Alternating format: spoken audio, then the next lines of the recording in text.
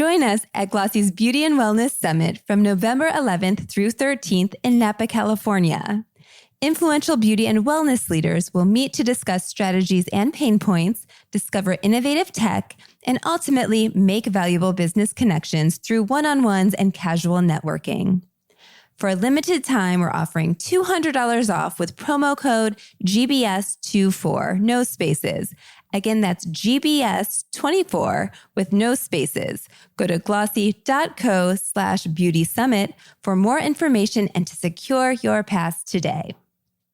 Join us September 12th in New York City as Digiday, Modern Retail, and Glossy bring together brand and agency leaders to connect as industry experts from Colgate, PepsiCo, and more dive into the rise of retail media and how it's begun to mature, providing an exclusive deep dive into the best practices and winning strategies. For a limited time, we're offering $100 off with promo code RETAILMEDIA, no spaces.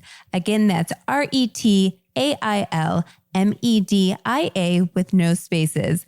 Learn more and register today at digiday.com/retailmedia.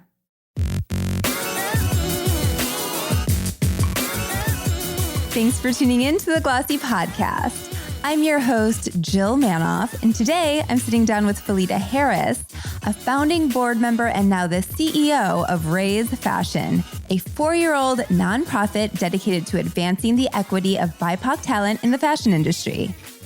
At a time when DEI initiatives are regressing and investment in BIPOC brands is dropping, Raise Fashion continues to make an impact, including through its masterclass series, which awards and supports 10 designers each year.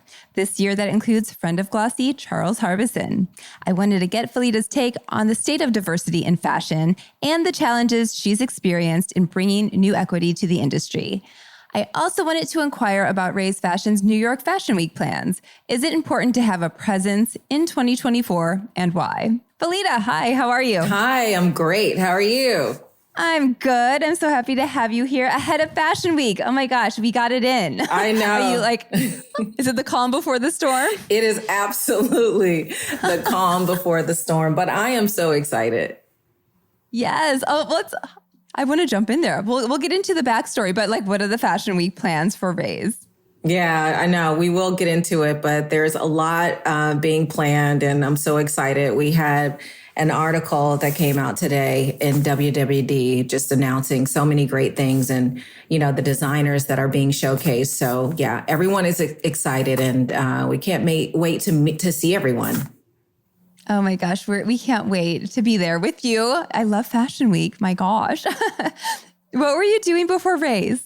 Oh my gosh. Yeah. Before Raise, I began my career in retail, working in sales and management at Neiman Marcus and Nordstrom. From there, I transitioned into corporate. I like to call it the ivory tower, where I spent most of my career in wholesale and international franchise partnerships.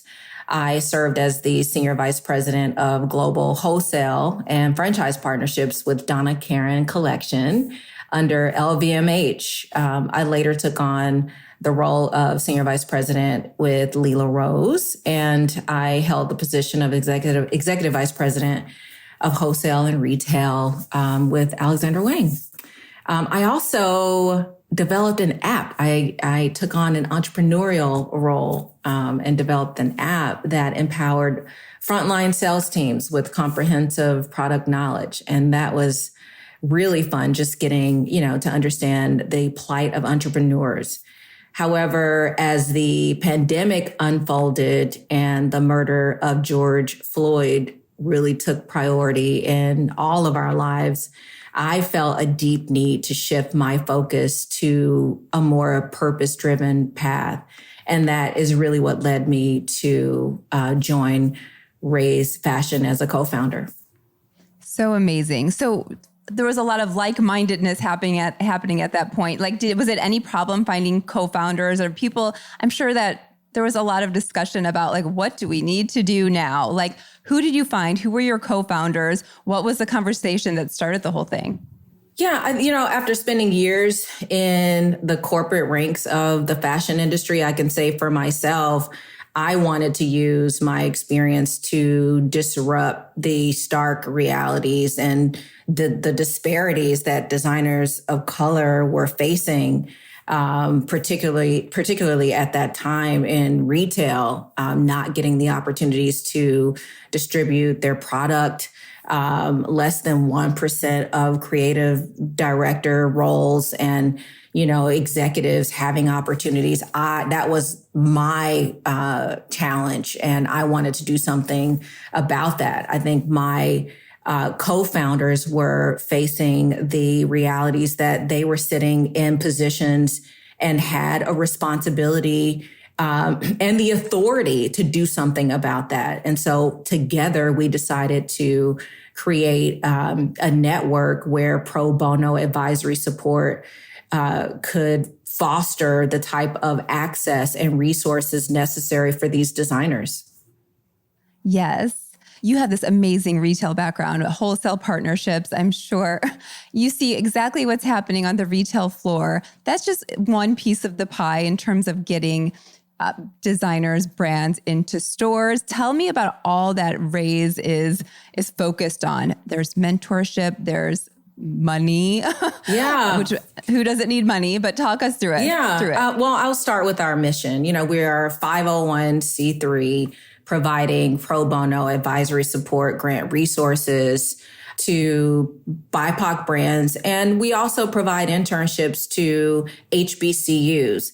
Our overarching mission is to systematically break down the barriers that exist through collaboratively sharing our time, our network connections, to empowering these individuals and keeping them inspired to pursue their careers. So if you imagine that represented individuals have an ecosystem, they can, network, receive financial opportunities, distribute their products with a certain level of ease that underrepresented talent, they do not have the same opportunities. And so we are building a pro bono and operational ecosystem that services the voices of underrepresented, often BIPOC talent. They do not. Our business model evolves that practice through a series of masterclasses. And these are introductions and networking events that include 8 weeks of very detailed business-focused masterclasses taught by experts from the industry that want to give back. These are 35 sessions where these designers that are literally selected by a panel of 13 judges, these designers are receiving this information from supply chain, marketing, PR, brand mission, vision, values. This is information that they can put back into their business and scale. And we're also providing grants so that designers can go through that process. So, for us, it's about creating this environment where designers can receive the information they need, the networking and resources that are required to scale. And they're doing it in a community that wants to embrace the change and inclusion that is necessary to evolve the fashion industry. Yes. How many designers have you worked with now? And tell me about one of your, a great success story that you would want to share. If you want to focus on one. I'm sure there are plenty. Yeah. In 4 years. In 4 years, hundreds. And I do mean that. When we started Raise Fashion, if you applied for a pro bono advisory session, we matched you with an advisor. We have become more disciplined in our process through masterclasses, and that is application based. And so through the masterclass program, we have 18 designers that have all received $15,000 in grants, and they have graduated from the program. Those designers have, I would say, graduated from the program and they have now been accepted into programs such as the LVMH Prize, Fashion Trust, CFDA Emerging Designer of the Year. They have moved on to other incredible programs that continue to accelerate their growth as well. success stories, many, Rachel Scott, Dia Team. I was just, with her the other day, and we were thinking about when we first met and where her business was in terms of revenue versus where it is now. It's 2.5 the size that it was when we first met, and before she started the masterclass. That is a success story. I think about Charles Harbison when we met 2.5 years ago, before he, started, or before he relaunched his business, well before he, went through the masterclass program. And now he is selling his product at Bergdorf, in the windows on Fifth Avenue. I think about designers like Awet, New York, who now has a store on Bond Street. So there are many, many success stories where Ray's Fashion has definitely contributed to the success in terms of business acumen, understanding of the industry, fostering support, community. And I would say just the home, right? Just having a place that designers can come back to when they need to access the support and resources needed to unlock the skills so that they can keep scaling their business. And that's important. Well, I want to get into like the state of diversity in fashion and equity in fashion, and really like if there are more opportunities now, and maybe I don't think so. Yeah. Unfortunately. But yeah, has your program evolved? Let's start there. Has the program evolved? Yes. I mean, I would say I could talk about the things we're really proud of evolving, right? We're proud of how we've evolved and remained in lockstep with the designer community. They always keep coming back to Raise because we understand that they are at the heart of everything we do.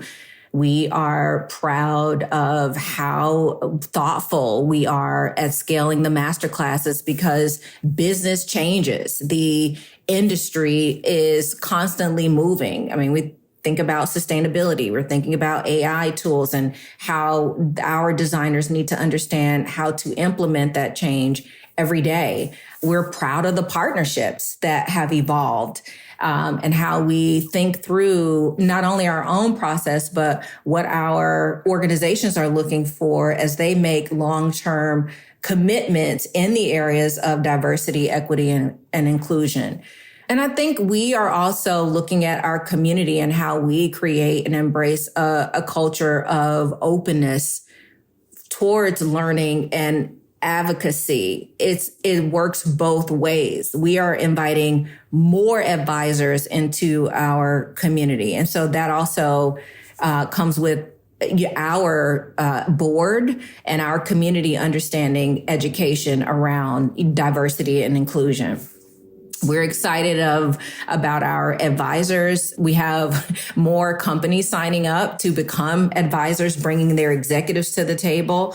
And I think we're proud of how we have responsibly built this organization to consistently make the impact we want to make on this industry. Yes. Well, advancing equity in the industry, it's no easy feat. Like, what can you tell me about the challenges what is not a challenge? Well, like, where do you want to start? I know. Where has been like, has it become more challenging, would you say?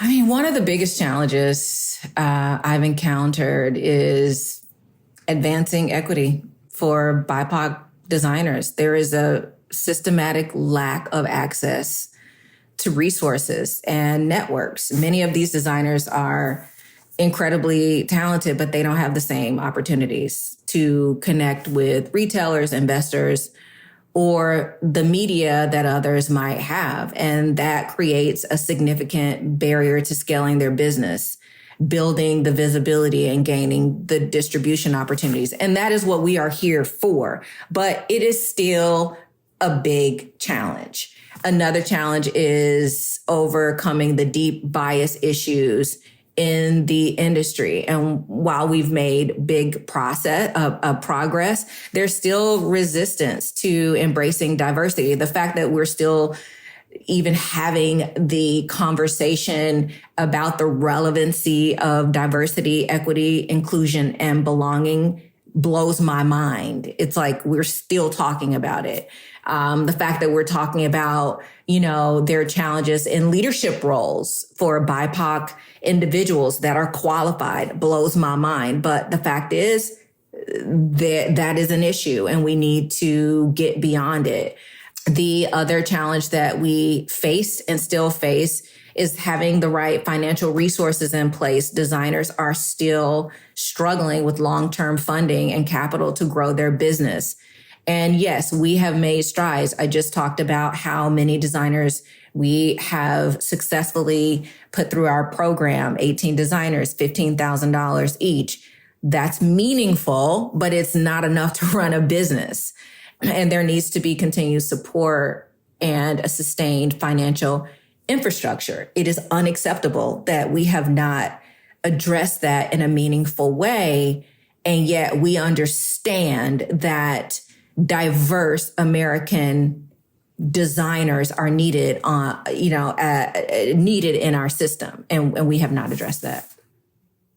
That's for sure. Did other corporations, organizations that are of the same mindset, working toward equity, for instance, like the 15% pledge, is there any working together? I mean, you guys, maybe it's better to not because you're all providing individual support that is needed.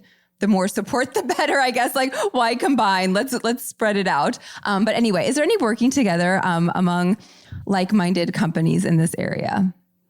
I mean, I think we all work together. We certainly all stay in touch. We all, call each other and ensure that our efforts are meaningful to the population and stakeholders that we serve. And those are the designers and creatives.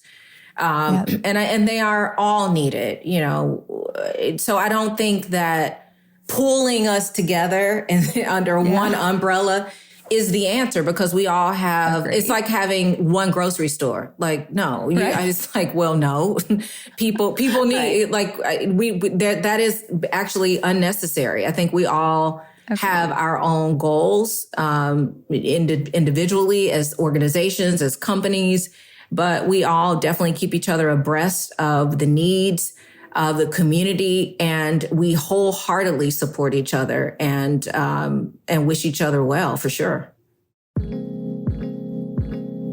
Are you a brand in the fashion or luxury industry? The Glossy Fashion and Luxury Awards provide the opportunity to recognize your company's work with categories including Sustainable Brand of the Year, Best Collaboration, Best Experiential Marketing Activation, and more. Don't miss the chance to be recognized alongside past winners from Good American, Skims, and Gucci. Learn more and start your entry at glossy.co/awards/fashion. We hear things that have happened very recently, the end of affirmative action in college admissions. We're taking steps forward, many steps back in various areas of the world, not necessarily fashion, but do, I guess, rulings such as those have an impact on what you do or even how you see your work? I would say while the recent rulings on affirmative action in college admissions haven't had a direct impact on our day-to-day work at Raise Fashion or our internship program with HBCUs, they do highlight the broader challenges we face in creating equitable opportunities for BIPOC individuals in the fashion industry.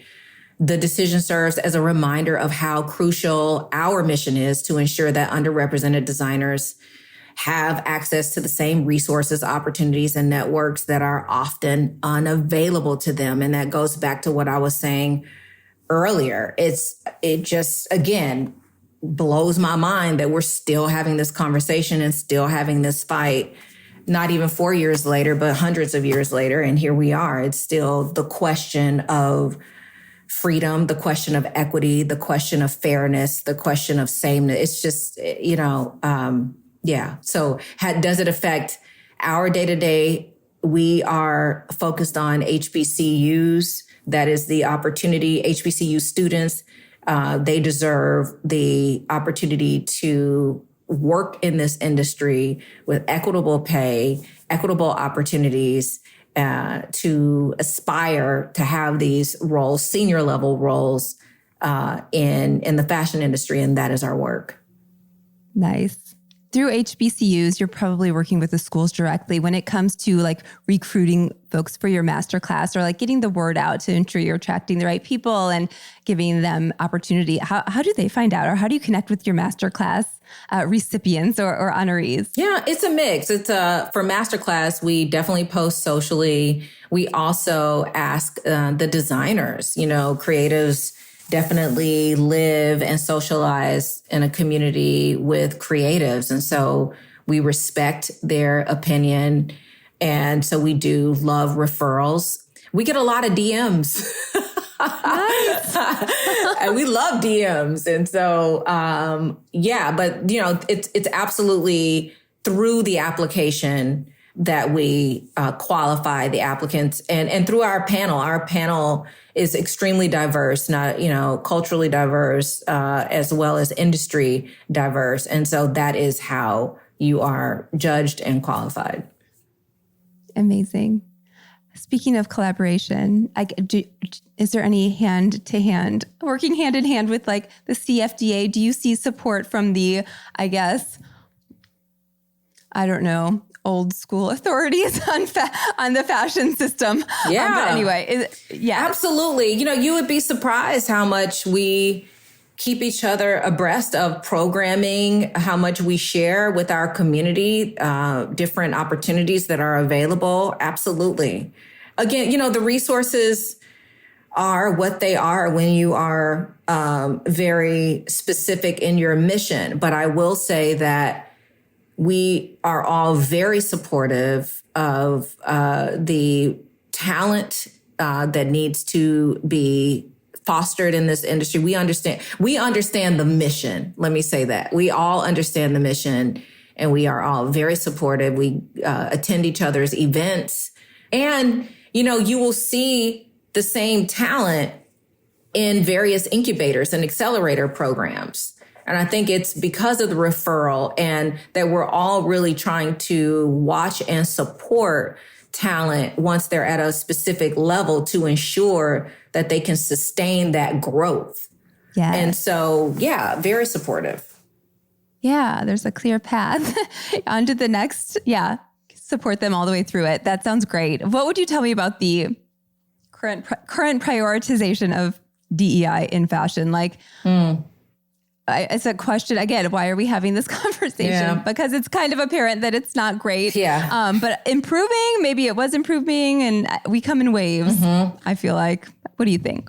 I think it depends on the organization. We've definitely seen some organizations stay the course or even deepen their commitments. However, overall, there has been a noticeable deprioritization, as though DEI is being treated like a trend, or I would say a seasonal handbag.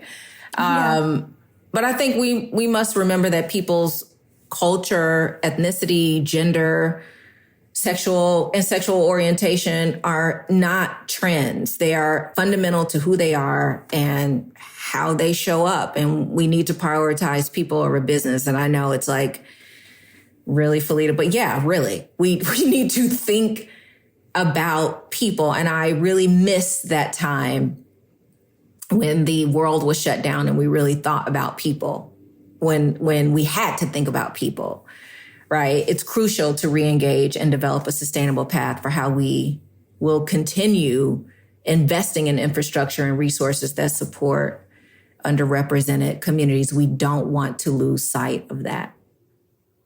For sure. What can you tell me about your masterclass? I did not read the Women's Wear Daily article. Oh, you have to read it. You have to read it. I was like, it just came out today, Felita. I know. I gotta know these things now. No, I can tell you. But what's great about the it? masterclass. So the masterclass is an 8-week masterclass for designers that are selected for the brand fellowship program, where each designer receives $15,000 in grants. And again, the designers are selected through it's a competitive application process. They are evaluated by a panel of 13 judges representing a diverse industries such as tech, media, hospitality, and fashion. We cover many topics: brand mission, vision, values, defining and articulating your brand's core identity. I think that's probably one of my favorite classes. Financial literacy, supply chain management, and legal insights. It's all truly inspiring. It's designed to engage the designer. They're able to ask questions of the expert. So imagine you sitting with someone from Apple, or, a C-suite executive from Bergdorf, or someone from M&T Bank. You're literally immersed for 8 weeks in these sessions, virtually and in person, and you're able to ask questions about your business or hear other designers ask questions about their business and problem solve. And you're also getting grant funding while you go through this process. So, there are some accelerator or incubator programs that will give you that information, but you still have to log off and get to work. And you do that, yes. You do that here, but there's some type of financial ease around it. And we're really excited about that. The other aspect of the masterclass that I really love is every expert or panelist, they are willing to engage offline. So the designers often foster their own relationships with each other, the experts. They're building their own supportive resources and ecosystem for the contacts that they need. And that's really necessary in building their own business. So valuable. Now tell me about Fashion Week. Like, is it as important to be at Fashion Week as it is to be at Bergdorf, wherever? I know. It's so important to be at Fashion Week. I mean, our presence, Ray's presence at Fashion Week is so important. One, it's one of the most influential events in the world, and it's an essential platform for us to showcase the talent of BIPOC designers and elevate their visibility. The reason that we decided to be a part of New York Fashion Week is to help remove the significant financial hurdle that comes with that. We invite designers. We have 28 designers we've invited this year. And we remove the cost. There's no cost to participate with Ray's Fashion. So there's significant support there. We're inviting the industry editors, press, retailers, fashion enthusiasts to come meet these designers, hear their stories in an effort to potentially, open up media opportunities, distribution opportunities, revenue. So it is significant. New York Fashion Week attracts industry leaders from around the world. So we're providing an opportunity for our designers to connect with influential figures, potential collaborators, and business partners. And these connections can open doors to new opportunities that can change the trajectory of their business. Life-changing. I've heard numbers everywhere from $100,000 for a show to $1 million. It's somewhere in there. And I will just say we are fortunate and grateful to have incredible partners. This year we have Abercrombie, Victoria's Secret, Moet Hennessy, Makeup Forever, Gorgie, Virgin Hotel, just like incredible partners who have just really, shown incredible support in helping to activate at the House of Sound, putting on this incredible event. And those sponsors are the reason we can provide the space. They're the reason that we can showcase this incredible opportunity for the designers and be able to provide this time for them, this opportunity. So great. What are your long-term goals for the company? Well, long term, our goal is to continue building this truly unique and special, one of a kind nonprofit. And I think if you ask any designer that's been a part of what we have built, they will tell you that it's different at Raise. We are rooted in understanding that the designer is the reason that we are here and the reason that we need to continue creating equitable opportunities. We are focused on scaling what we do best, and that is uniting brands, advisors, and companies that believe that DEI, diversity, equity, inclusion, and belonging is non-negotiable. People are non-negotiable.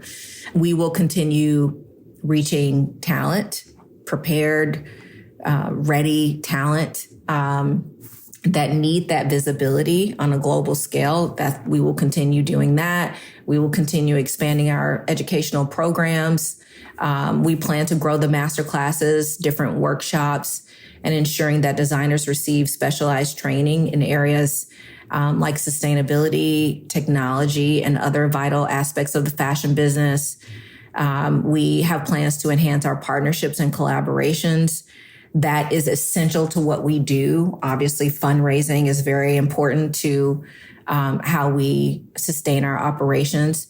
And I would say we are committed to fostering more spaces. Our events encompass connectivity. And so allowing these designers to engage with the broader fashion industry is absolutely what we want to do more of. And so that's what you can expect from Raise. So exciting. 2 quickie questions.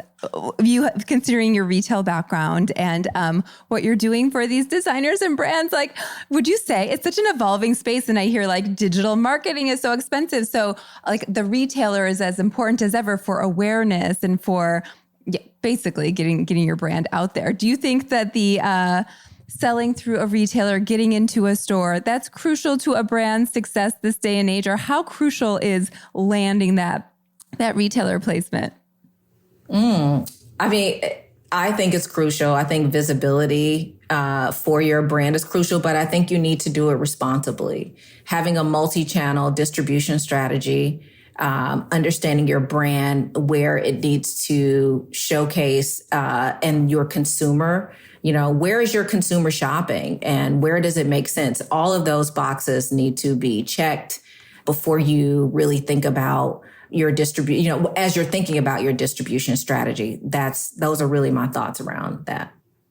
Yes. And then last but not least, I creeped you on Instagram and I think that you're wearing Charles Harbison in your profile pic, but I would just say you no doubt have taste. What are you going to be wearing to this Raise New York Fashion Week event? Oh my God. Well, thank you very much. That is absolutely Charles Harbison. I adore him. I don't know yet. I've been, visiting different showrooms, but, I don't know yet. I have some ideas, but it will definitely, I'm going to pay tribute to one of the, if not multiple designers that are showcasing. I love them all, but I'm one body. So I'll try to do a couple of changes during the day, but I honestly, I think we have some of the best talent at Raise Fashion. And I'm so proud of all of our designers. And it would be an honor to wear any of our designers, participating in New York Fashion Week. So. Yes, we will wait and see. Yeah. It will be iconic. Oh my God. Yeah. Thank you for being here. Looking forward to your preview. Thank you. That's all for this episode. Our theme music is by Otis McDonald. If you liked this episode, be sure to share it with someone else you think would. Thanks for listening to the Glossy Podcast.